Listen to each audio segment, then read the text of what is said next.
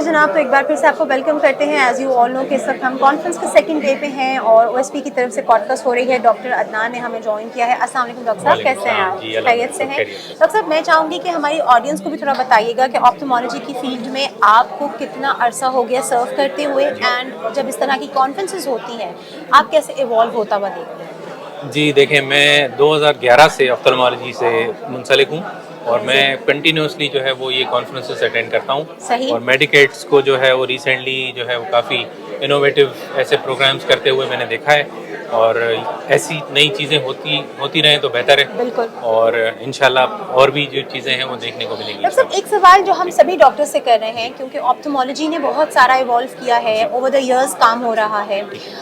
आप खुद क्या महसूस करते हैं कि पाकिस्तान में रहते हुए जब आपके पास पेशेंट्स आते हैं तो आपको क्या लगता है कि डॉक्टर का काम ट्रीटमेंट के साथ साथ लोगों को, जब हम अवेयरनेस की बात कर रहे हैं, काउंसिल करने की कर रहे हैं, उस पर भी मजीद कितना काम करने की जरूरत है? देखिए, लोगों को पता चले। बहुत ज़रूरत है। काउंसलिंग जो है ना वो आधी बीमारी आपकी जी खत्म कर बिल्कुल, देती है, आपको पता है। ट्रीटमेंट से पहले जो है आप अगर उससे बिहेवियर अच्छा रखें और उसको काउंसिल करें डिजीज़ के बारे में, तो उसकी आधी बीमारी जो है वो शिफा हो जाती है। बिल्कुल सही बात है। तो फिर आप उसको मेडिसिन देते हैं, उसको प्रॉपर उसको गाइड करते हैं, उसको बताते हैं कितनी डोजेज है, क्या है, तो फिर उसको शिफा देते हैं। और कोई एक गलती जो आपको लगता है कि आम लोग आंखों से रिलेटेड बहुत करते हैं और जब आपके पास आते हैं तो आपको लगता है कि भाई ये तो बिल्कुल बेसिक चीज़ थी, लोगों को क्यों? देखें, उसमें काफ़ी ऐसे मिथ्स हैं जिसमें जैसे कि आप हनी डाल लें या आप कोई चीज़ डाल लें, अर के गुलाब डाल लें या मिट्टी डाल लें, इस तरह से कुछ इस तरह से, या सुबह को उठ के जो है लुआब डाल लें इनके। सही तो काफ़ी ऐसी चीज़ें हैं जो सुनते ही बुरा लगता है, मगर ये है कि वो लोगों को एक जहन में है कि इससे शिफा मिलेगी